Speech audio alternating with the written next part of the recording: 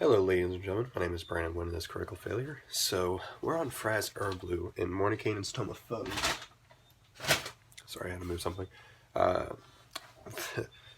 the initial thing saying, in describing a little bit of lore of Fraz Urb'loo is that all fiends, I think it says, all demons, I'm sorry, all demons are liars, but Fraz Urb'loo is a prince of deception and demon lord of illusions. So that says something. I don't think he's ever going to tell you the truth. I don't think he's going to tell you anything you don't want to hear either. Like, this dude will probably find a way to cheat you into believing that you're serving a higher purpose, like he has countless other people.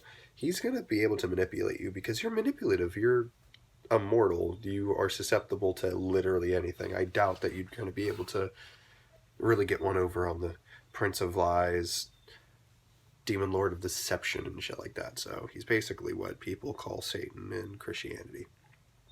Uh, he'll do anything basically. He'll convince other demons, mortals.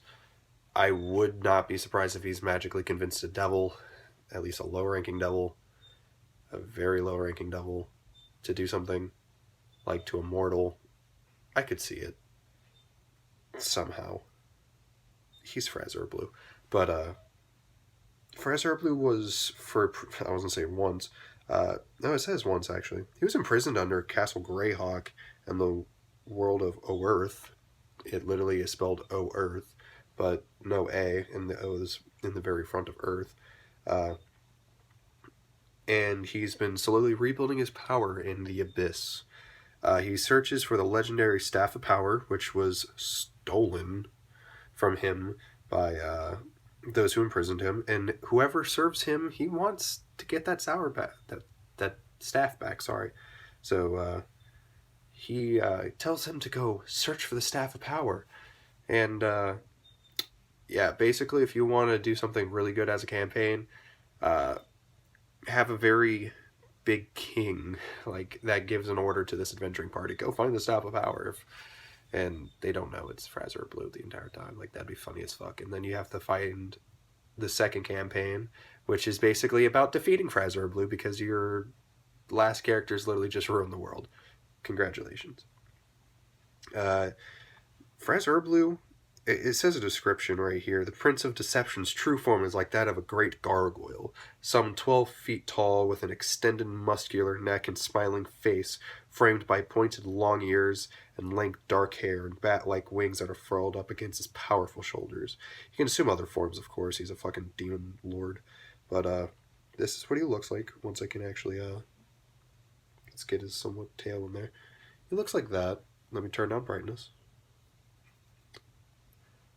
He looks like that. Let me see if I can get that even better. There you go. He looks pretty weird in my opinion. His neck is the most bothering piece to me, but I mean, like, hey, he looks like a weird gargoyle thing from the show Gargoyles. But yeah, this thing is like fucking weird. He's basically an actor.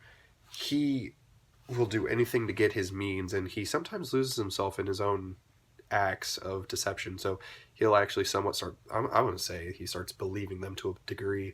So yeah, that's one really cool thing about Fraz Urb'loo. Uh, he sometimes turns demon hunters and other kinds like blood hunters and shit uh, on like horrible, atrocious like killing rampages and such, just so they can do his bidding, and they don't know about it until the very end when they have their souls taken by Fraz Urb'loo. Uh, I would definitely use this as a campaign starter. Like, I feel like this would be really cool to have your campaign start off from, and like they're magically getting messages through. It's like they're all getting like these weird dreams about the same thing, and it's just Fraz Urb'loo, like, you really need to hurry up and getting this staff. It's my fucking staff. I think that'd be really cool. Uh, let me reopen my phone. His lair within the abyss is called the Hollow Hearts. Or it lies within the Hollow Hearts realm. It's a featureless plain of white dust with, few structures in it. And the lair itself is in the city Zorag Malak. And A circular fortress surrounded by adamantine walls topped with razors and hooks. Corkscrew towers loom above twisted domes and vast amphitheaters. Of course, he wants his demons to act for him because he can't do very well himself, apparently. Uh, just a few examples of the city's impossible architecture. The challenge rating of Fraz Urb'loo is 24, which is 62,000 XP while he's encountered in his lair. I think it's higher than what it is when you're fighting him outside of his lair. His lair actions on an initiative count of 20 and the losing initiative ties, basically. He can do this in battle, I guess. Fraz Urb'loo causes up to 5 doors within the layer to become walls, and the equal number of doors to appear on walls where they previously was not. So basically, he just turns doors to full walls and walls to doors, because that's not weird at all.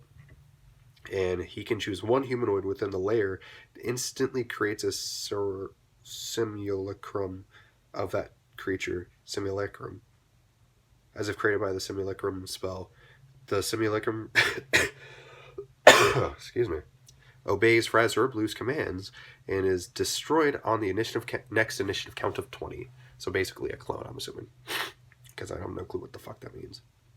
And his last one, Fraz Urb'loo creates a wave of anguish. Each creature you can see within the lair must succeed on a DC 23 Wisdom save or take 33, holy shit, 6d10 psychic damage.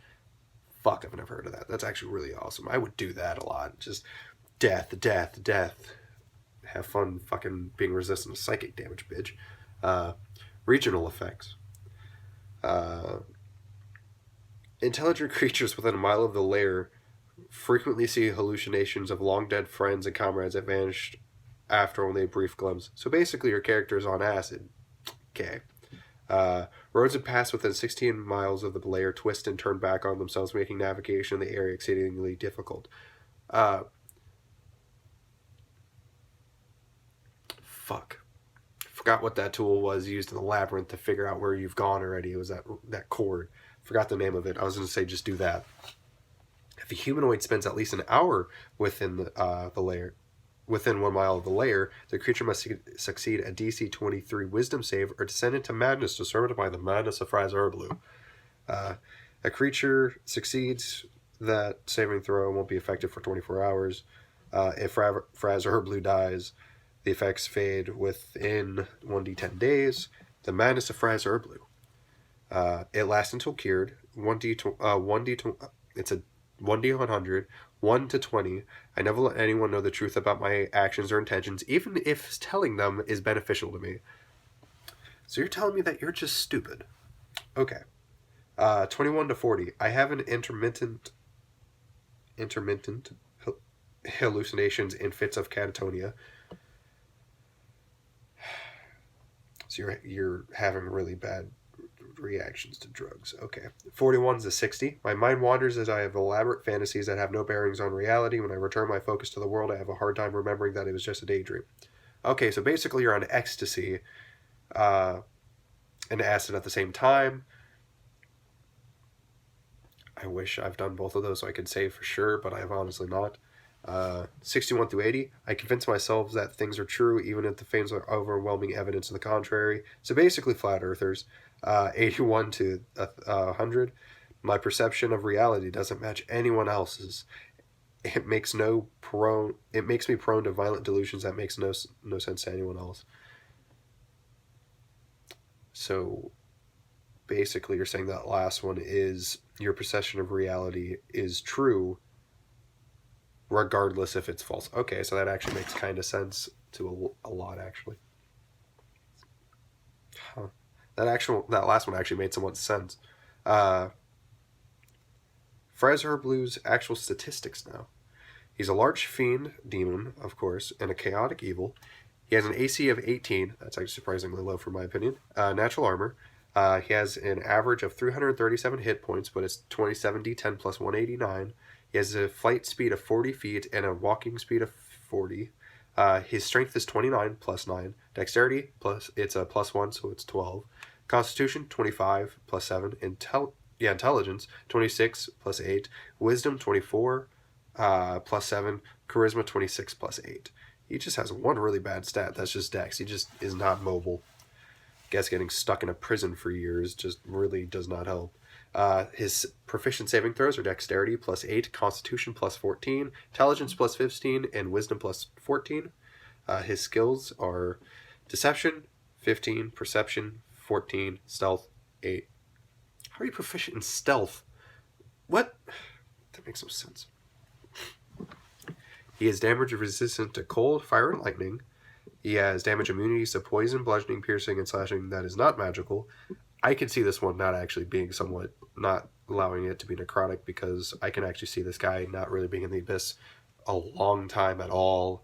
Even though he might be immune to it, I just don't see him like actually being there a long time. So I could see him just like kind of fading out of that necrotic shit. Condition immunities: charmed, exhausted, frightened, and poisoned. His senses are true sight to 120 feet and passive perception of 24 feet. He can speak all languages, and he has telepathy up to 120 feet. He's a challenge rating 23 outside of his lair, and that's 50,000 XP. He has innate spellcasting, which his spellcasting ability is charisma. His DC is 23, and he can innately cast these spells at will. Alter self, he can become medium when changing his appearance. Detect magic. Dispel magic, phantasmal force. 3 times a day he can cast confusion, dream, mislead, program delusion, seeming.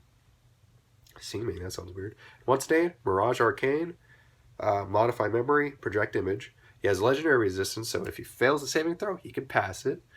Very useful. He has magic resistance, so he has saves against all magic and spells. Fucking great. He has advantage on saves, sorry. Fraz Urb'loo's weapons attacks are considered magical, so if he picks up like a great sword of instant death, you're fucking gonna hurt. Undetectable. Fraz Urb'loo cannot be detected by divination magic, perceived through magical scrying sensors, or detected by abilities that sense demons or fiends. Yeah, he's a great man. His actions: he has multi-attack, 3 attacks, 1 with his bite, and 2 with his fists. Imagine him carrying more than just a fist. His bite, it's a plus 16 to hit, a melee weapon. Reach at 10 feet. Have you seen this motherfucker's neck? Sorry, I just accidentally opened up more PDFs. You've seen this motherfucker's neck. That thing is like a fucking mile long. That should be at least a plus 15. Fucking long-ass neck. It's 1 target only. That actually makes sense. It's a 19 average, but it's 3d6 plus 9 piercing damage. I would say put poison to that bitch. That would make sense. And then his fists are melee weapons, plus 16 to hit, reach at 10 feet, 1 target. It's 22, but it's 3d8 plus 9 bludgeoning damage. He has 3 legendary actions that he can choose whenever he wants to do it, after someone else's turn. His tail, which is plus 60 to hit, plus 16 to hit. It's a melee weapon, reach of 15 feet, 1 target. It's average 20 damage, 2d10 plus 9 bludgeoning damage. The target is larger, smaller. It is also grappled. Escape is DC 24. The grapple target is also restrained. Fraz Urb'loo can grapple only 1 creature with his tail at a time, and he has Phantasmal Killer, which costs 2 actions. Fraz Urb'loo casts Phantasmal Killer, no concentration required. That's fucking terrifying. But yeah. So the actor, Fraz Urb'loo, is kind of lethal. Like, I'm surprised he doesn't have like a great sword on his back or some shit like that. But yeah, that's Fraz Urb'loo for you. The actor, the deceiver, Satan himself, I guess. But yeah, that is the Fraz Urb'loo, Demon Prince of Deceptions. Please leave a like on this video as I bring you more. I'm sorry for actually not uploading yesterday. I had 3 hours of sleep and I was tired as hell. This is my day off. I'm going to be doing a guitar video. I decided to do, I believe, Dear Agony. I Will Not Bow just did not sound right to me. My hearing is still fucked. I'll probably do that one shortly after. I'm not sure. It'll probably be my next song after this. I'm still learning Bottom Feeder. I think I have to change picks to learn that one because my pick that I'm using is just not like hitting the strings just right for the way that I need a palm mute. It's just weird.